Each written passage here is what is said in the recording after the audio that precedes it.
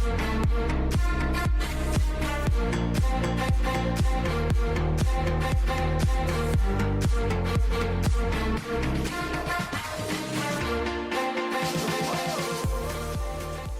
right, everyone, welcome back into another fantasy golf video. Going to be getting to the sleepers, values, and fades here for the Northern Trust. Now, some of you guys have probably heard this, but in case you didn't, 9 to 5 has partnered with Fandex.com. Fandex.com is a fantasy sports portfolio, fantasy sports stock exchange.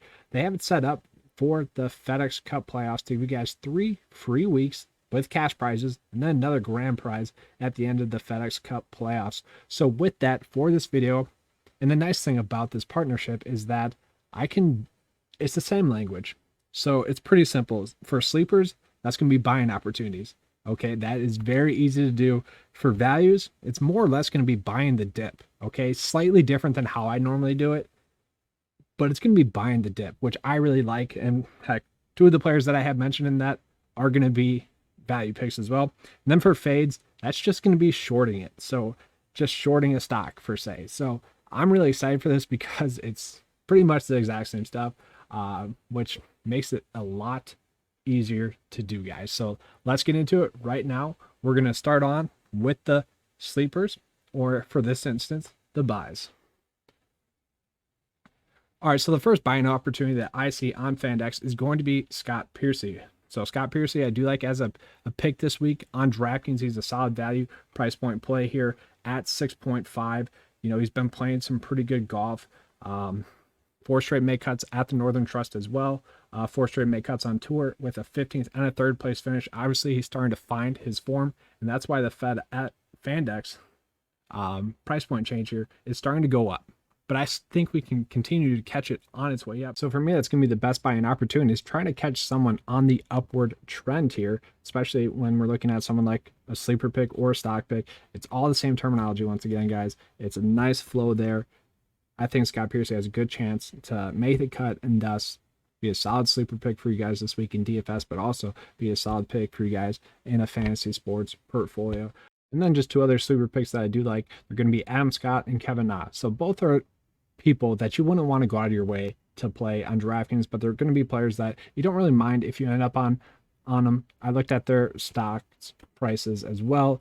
They're not anyone that you would like go crazy with when you see their price, but they're not anyone that you would, you know, directly avoid if you end up on them in that, or if you end up on them in DraftKings, you're really not feeling bad about it. Adam Scott does have really good starts at the Northern Trust, finishing 5th and 5th 2 out of 3 times over the last 3 years, and one of those was at the Liberty Championship in 2019.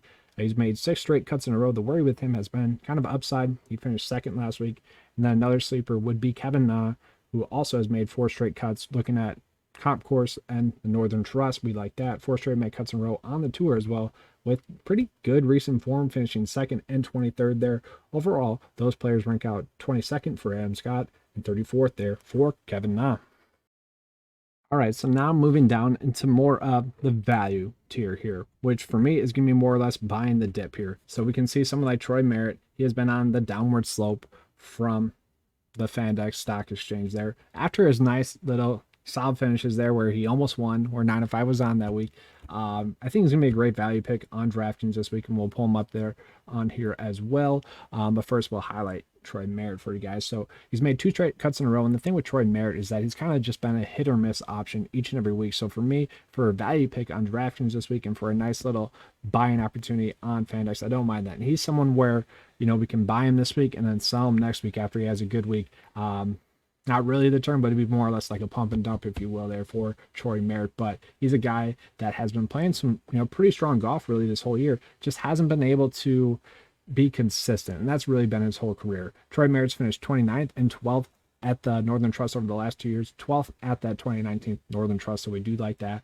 And then looking at Charlie Hoffman and Jason Kokrak, both guys that are coming in with not, I guess, I shouldn't say bad recent form, but they're coming in off of missed cuts, so definitely is going to be more of a buying opportunity. They both have made 3 straight cuts at the Northern Trust.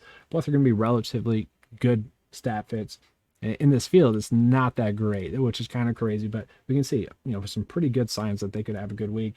I reckon both top 30 in the 9 to 5 mile this week. So those are going to be great values for you guys in DFS and for Fandex. All right, and now we're going to get into the fades, or for, the stock exchange, we'll call it the shorts. We want these players to do poorly, so we're going to short them. We're fading them. We don't want them to do well in DFS, and for stocks, we're shorting them because we don't expect them to do well. And it's kind of a sticky situation this week with the fades, with the shorts. I'm going to be fading, shorting Colin Morikawa this week, who ranks out top 20 in the 9 to 5 mile this week, which is great, by the way, any other week. But this week, where there's a lot of quality top end elite players that we can be on, Colin Morikawa just doesn't make the cut, as well as some of these other picks here.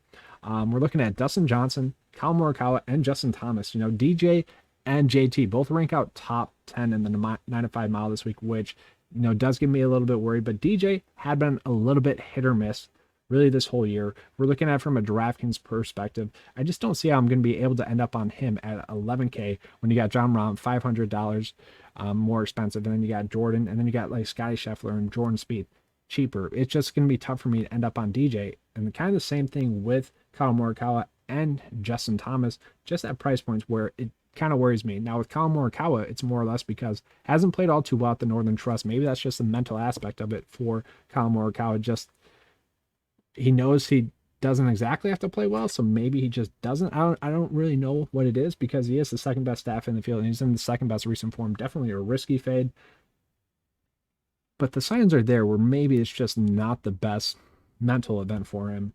Don't feel good about any of these fades, but that's just the week we have when you got this good of a quality field like we do for the Northern Trust.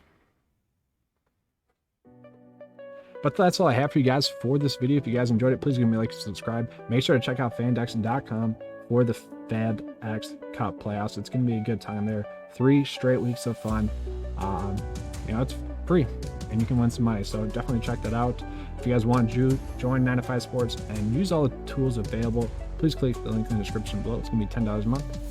Thanks for watching, guys. And as always, let's keep cashing.